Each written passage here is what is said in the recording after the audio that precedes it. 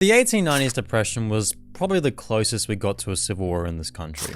The influx of foreign capital and optimistic real estate investment appetite, the use of land as loan collateral for further speculation, and fringe financiers such as pastoral companies and land banks led to financing of increasingly marginal investments combined with financial deregulation underpinned a huge speculative housing bubble which popped in the early 1890s and caused the worst depression in Australian history. Coinciding with this immense downturn was the elevation of class conflict as the 1890 maritime strike quickly developed into open class warfare, exposing the myth the working man's paradise really was. Throughout the 1880s and 1890s, the living conditions of major cities like Sydney had declined dramatically. And it was these conditions that were deteriorating combined with their already rough conditions at work that provoked Australians en masse to go on strike and rise up. And in fact, the very same elite who had tried to devise this national uniting identity turned around and used the full force of the state and media to decimate the striking workers.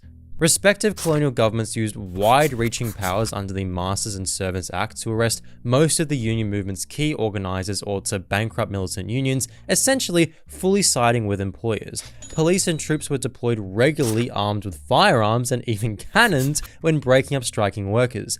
Different sectors from the railways to the pastoralists collaborated to transport armed strikebreakers. It was evidently a very coordinated effort to try and bring down the very people the nation was so eager to unify, so long as they didn't question their class position.